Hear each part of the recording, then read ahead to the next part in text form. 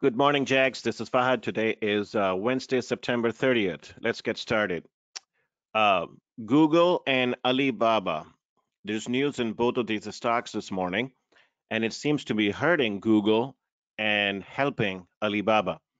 If you look at Alibaba, it closed at $276 yesterday, and in pre-market, this is gapping higher sharply, trading at $283 per share. So about $6 gap higher in Alibaba this morning, and it seems to be holding that strength the entire time since the futures opened, and this stock started trading at like 4 o'clock in the morning. And so it's rather pretty strong price action in early trading. This is despite the fact that NASDAQ is looking to gap down by 65 points right now. Now, there's a couple reasons for this, and I think both of them are playing the factor. Going back to Google first, Google is closed around 1469 yesterday, and it is about to gap down by about $15 to the downside. Two pieces of news on Google this morning. The first one comes from China. China is preparing to launch an antitrust investigation into Google, according to Reuters. Here is the article on that. And it goes on to say that the China, but by the way, this particular antitrust investigations was proposed by Huawei. I think there is sort of like a retaliatory action that is taking place against Google. But Huawei proposed to Chinese authorities, and now China is following through with that they will investigate claims that Google has used its Android mobile operating system market power to hurt companies. As you know that outside of United States particularly, and especially if you're in Asia, the Google Android operating system is the dominant operating system for smartphones. iOS is also very popular, but Android is the dominant one, particularly all over Asia. And so Huawei is basically saying that Google has used its Android mobile operating system with market power to hurt competition. A source says that China would also examine whether Google's market position can cause extreme damage, I quote, to Chinese companies, since losing Google's support for Android-based OS operating systems could bring about a reduction of confidence and revenues. And it seems like that they have opened the official investigation, so we do not know what this means going forward from here. But that's not the only one. There is another Reuters article out as well, and this one is on the US side. And this one goes on to say that the US Judiciary Antitrust Committee has opened an investigation as well, and they're expected to release the report to its antitrust allegations against the big tech, including particularly Google, which is led by Democrat, the leading Democrat from Rhode Island state. And this investigation was already started in August, and looks like they're going to be providing some color on that rather pretty soon. I'm trying to find out whether we know a specific date. We do not have it yet, but Reuters is saying that it could be as soon as next week sometime. We do not know what it would look like, if there's going to be some kind of fines or some kind of regulatory environment that will be coming down against Google. Specifically, please note that when it comes to the US investigation of antitrust, it's not just for Google. It's very broad based, including Apple, Amazon, and Facebook as well. And the Financial Times separately is also reporting that landmark digital services regulation, the EU, now we're talking Europe now. The European Union is also preparing to force big tech companies to share customer data with small rivals. Regulatory scrutiny on big tech cap has been largely ignored by market more focused on structural growth and disruption tailwind. So every direction, China, US, and European Union, it seems to me all three of them are coming down against these big cap tech stocks, and in the center of all of them, Google is the one that seems to be the one that is being targeted. Keep in mind the European Union has already been very, very tough on Google. In fact, they've already fined Google over the past 3 years several times, hundreds, tens of billions of euros that the company had to pay fines. So there could be something more drastic coming potentially next week sometime. So this is all about Google. But then going back to Alibaba, there is a news out, and it came out from this. There was a press conference yesterday in which, okay, it is refreshing on my screen. There was a press conference yesterday in which the CFO of the company, this is some Chinese website, so it's unfortunately not loading properly on my screen. But in this particular press conference, the the company presented some comments about, particularly about cloud services, and the comments are quite positive for Alibaba. Specifically, let me, sorry guys, it's trying to pull up on my screen over here so I can tell you. Here you go. According to the CFO of the company, Alibaba expects the cloud rate to turn positive in fiscal year 2021. This was quoted by 36KR. And the management said that they expect Alibaba's new online logistics network platform is also expected to generate positive free cash flow in fiscal year 2021. This is all because of the initiatives that the company has taken over the course of the entire year. So if you look at Alibaba chart, this was already a resilient stock that had been consolidating and building a base, and the MACD and RSI have started to flatline, and now we could see them actually start to lift higher gradually from here. And so keep an eye on this one. So this thing is going to break out through $280 resistance as soon as the market opens. And the question is, will it add to the gains after the market opens? So that's what I'm most interested in. It's going to open around 283. Could it run to about 285 to $290 per share? And if so, you're going to see sharp pickup in short-term call option activity, weekly call option activity. You're gonna see that action build today, in my opinion, in the weekly call. So we'll talk about it when we see. So that's on Alibaba.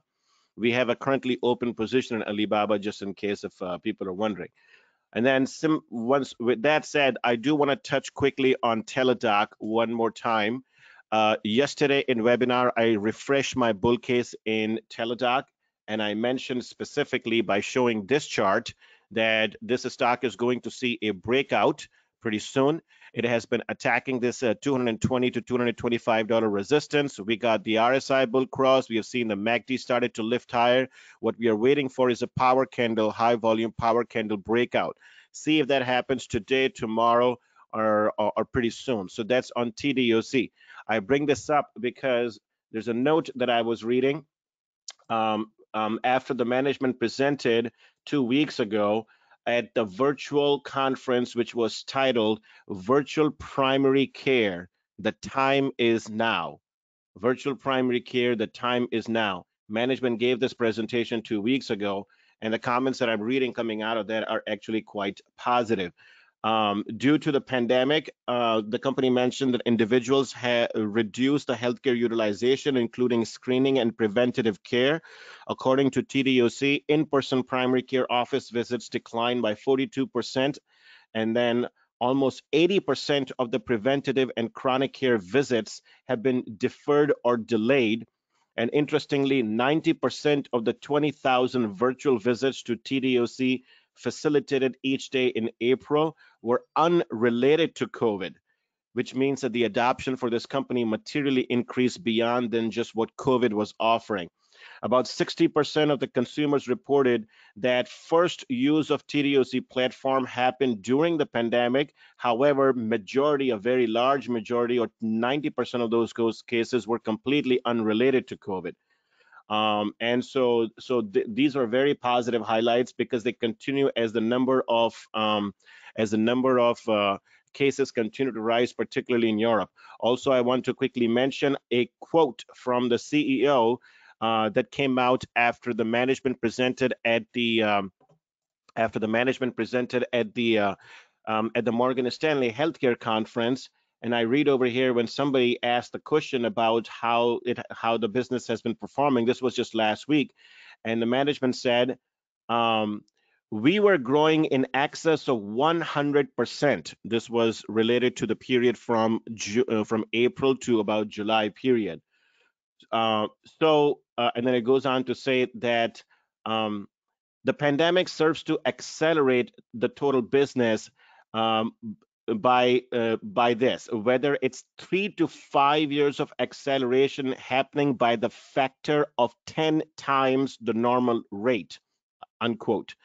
And then it goes on to say in the next line that when the pandemic comes along, a reference telehealth, there was only one company of all of them out there that was able to seamlessly manage the increase in its scale, and that was Teladoc.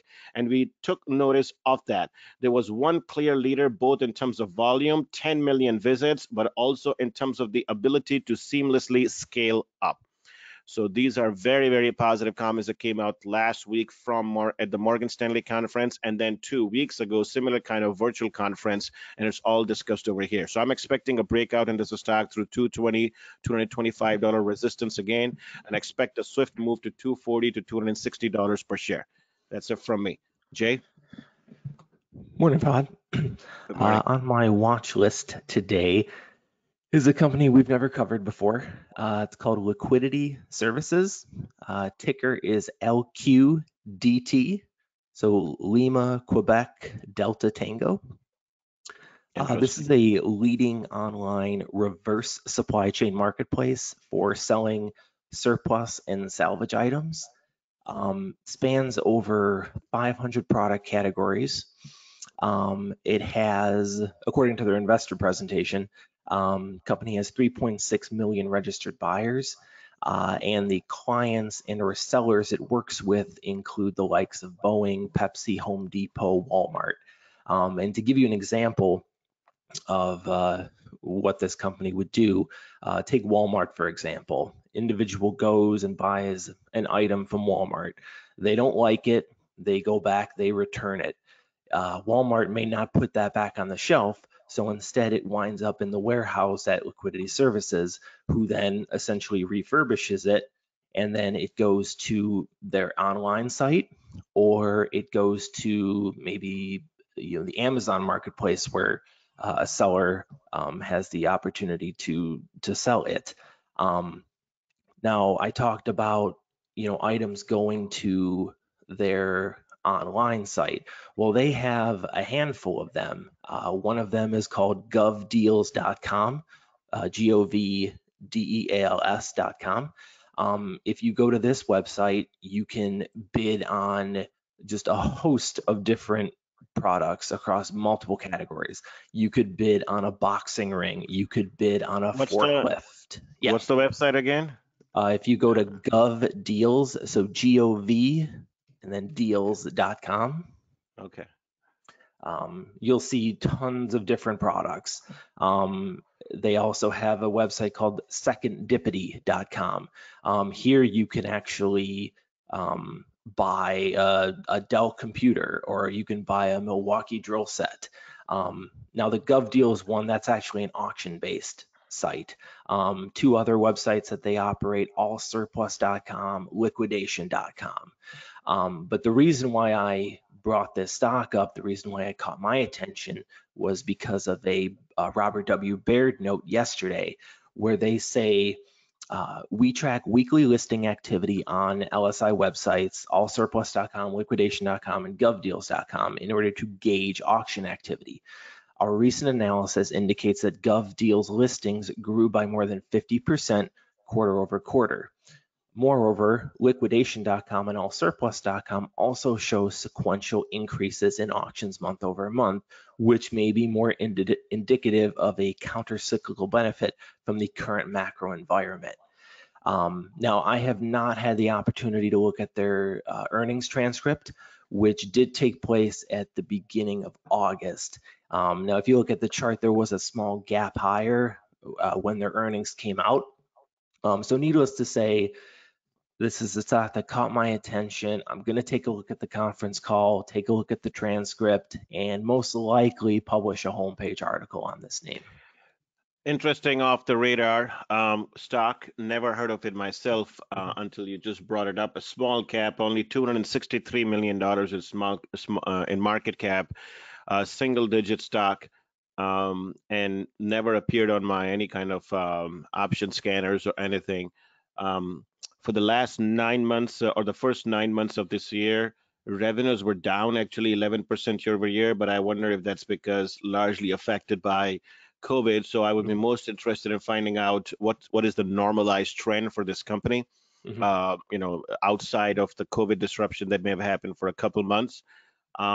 Interesting name, and let's see what kind of growth profile it has ahead of it, particularly for fiscal year 2021. Chart looks good, no question about it. So I'll Mm-hmm. keep an eye on this. All right. Excellent. Chronicle. Morning, everyone. Have a couple checks this morning. The first one is from Morgan Stanley regarding sports betting and NFL Week 3 app downloads. This was briefly mentioned in yesterday's chat room, and I have more color to add. According to Sensor Tower data, US sports betting app downloads increased 156% year over year the past weekend, below 241 prior week, but still much stronger than 58% in week 1. This was mentioned in the chat. Overall, month to date app downloads are up 92% year over year, which was down slightly from 126% growth in August, which is not bad considering August had tailwinds from NBA and NHL.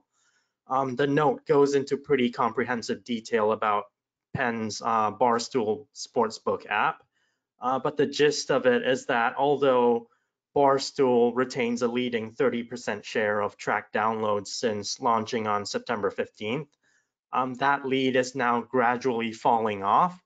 Like it reached only 12% share over last Thursday to Saturday, with only 3,000 per day downloads per day on average, versus DraftKings at 9,000. And meanwhile, preliminary Sensor Tower data is suggesting that DraftKings will have the leading September app download share at 32%, followed by FanDuel at 28%, and Barstool is going to come in at number 3 with 18%, despite launching mid-month. So that's the first check. Interesting stuff. I wonder if the big bump was naturally because the company had a soft Barstool that is a soft and launch on a Tuesday that week, and then it was a full launch on Friday that week. This all happened around middle of September, and I think that was it. That was bump, and then Penn basically started normalizing to now what is to be expected, a couple thousand downloads per day. The most important takeaway for me is that because I have a big position in DraftKings, is that this is basically just reaffirming my bullish view that DraftKings will continue to dominate with its leading market share around the country. So that's a reaffirmation to that. Pretty good. Next one, you have something here about restaurants. Right, so the other channel check is from Baird, specifically their restaurant survey for the week ended September 27th. The key takeaway here is that overall restaurant comps continue to flatline after that initial V shape that we saw back in Q2. But under the hood, things look a bit more mixed because according to the survey, fast casual and sit down were down 1% and 8% respectively, while quick service was up 6% and pizza was up 5%. So a bit of divergence going on. Yeah, and I have actually a couple friends, just my own local channel checks. I have a couple friends that own restaurants around my area where I live. They are owners, and some of them got into the business within the last couple of years. Some have been more established for a long time. And when I've had chances in the last so many months to talk with them, they're hurting. Some are hurting very, very badly, but one thing is certain: the common denominator in all of them, none of them have actually made it back to the pre-COVID levels. Many of them continue to have sales are still down on a year-over-year basis by more than 20, 25%, despite the reopenings.